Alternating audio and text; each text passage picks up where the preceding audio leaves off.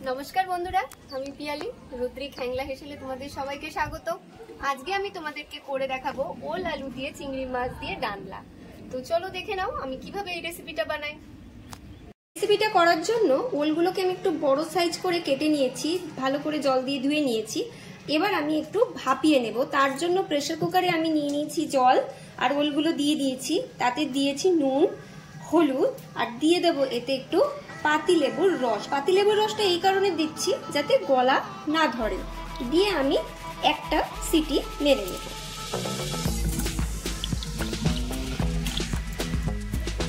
ওলগুলোকে আমি হালকা সিদ্ধ করা হয়ে গেছে। এবার আমি ওলগুলোকে একটা পাত্রের মধ্যে নিয়ে নেব।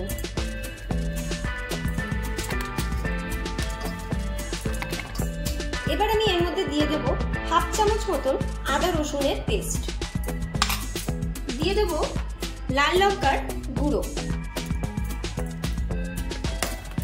দিয়ে দেব অল্প পরিমাণে বেসন। আরেকটা জিনিস দেব, সেটা হলো আমচুর পাউডার। আমচুর পাউডার যদি আপনাদের ঘরে না থাকে তাহলে আপনারা পাতিলেবুর রসও এখানে ব্যবহার করতে পারেন। দিয়ে আমি সমস্ত উপকরণকে ভালো করে মাখিয়ে যাতে গায়ে সমস্ত মশলাগুলো লেগে যায় এবং হালকা একটা কোট তৈরি হয়ে যায়।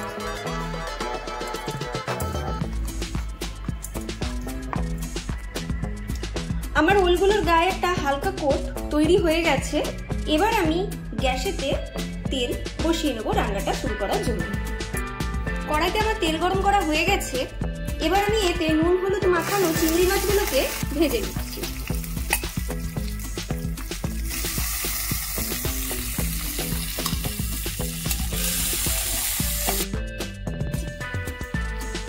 চিংড়ি মাছগুলো আমার ভাজা হয়ে গেছে। এবার আমি এগুলোকে তুলে নিচ্ছি। আমি ওই মাছ ভাজার তেলেই ডুমো ডুমো করে আমি আলু কেটে রেখেছিলাম, সেইগুলোকে আমি ভেজে নেব নুন হলুদ দিয়ে। আলুগুলো আমার ভাজা হয়ে গেছে। এবার আমি আলুগুলোকে তুলে নিচ্ছি।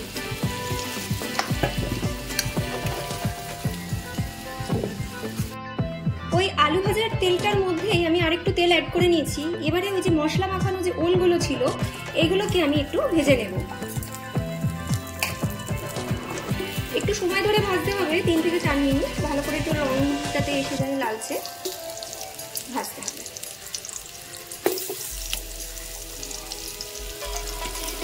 লাল করে ভাজা হয়ে গেছে। এবার ওলগুলোকে আমি তুলে নিচ্ছি। কড়াইতে আমার তেল গরম হয়ে গেছে। এবার আমি এতে দিয়ে দিচ্ছি 2টো শুকনো লঙ্কা, গোটা জিরে, তেজপাতা দিয়ে একটু ভাজা ভাজা করে নিচ্ছি।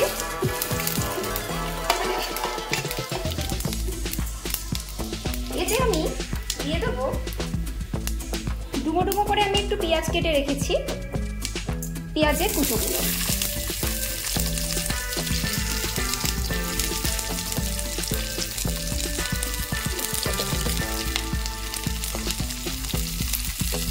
পেঁয়াজটা ভাজার সময় আমি অল্প একটু নুন দিয়ে দিচ্ছি, দিয়ে একটু ভেজে দেবো। আমি এর মধ্যে দিয়ে দেবো টমেটো আর ক্যাপসিকাম কুচো।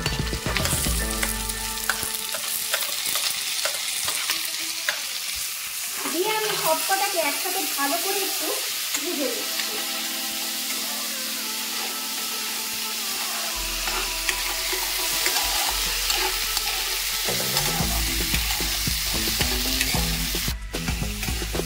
আমার পেঁয়াজ ক্যাপসিকাম আর টমেটোটা ভাজা ভাজা হয়ে গেছে।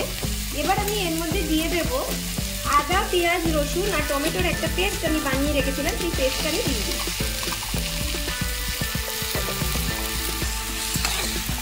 এবার এই পেস্টটা দিয়ে ভালো করে আমি মিশিয়ে নেব। এবার আমি এতে কিছু গুঁড়ো মশলা অ্যাড করব।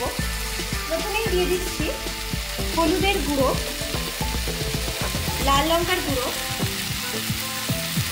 ধনে গুঁড়ো,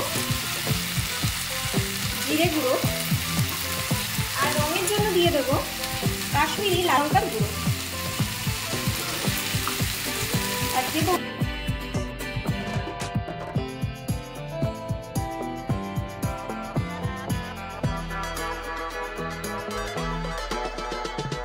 অল্প মশলা ধোয়া জল।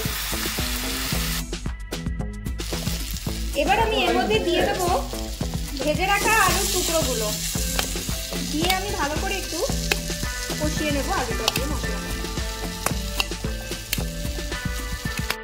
আলুটা দিয়ে আমার মশলাটা কষানো হয়ে গেছিল। এতে আমি দিয়ে দিচ্ছি পরিমাণ মতন জল, যাতে আমার আলুটা সিদ্ধ হয়ে যায়। ঝোলটা আমার ফুটে উঠেছে। এবার আমি এতে দিয়ে দিচ্ছি ভেজে রাখা ওলের টুকরোগুলো।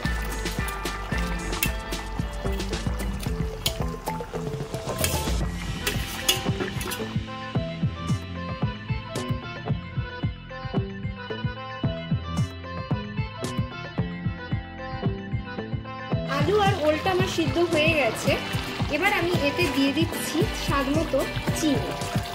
আমি আগে এখানে চিংড়ি মাছটা অ্যাড করে দিয়েছিলাম।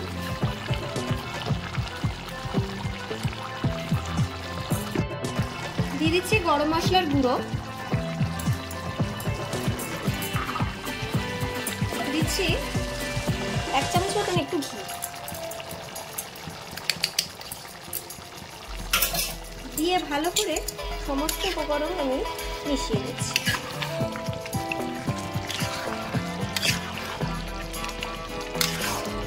রান্নাটা আমার হয়ে গেছে।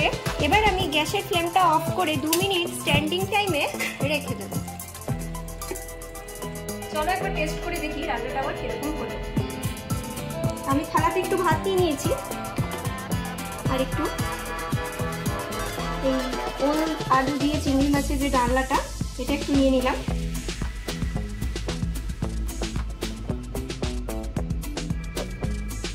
দেখি চলো টেস্ট করে কেমন হয়েছে।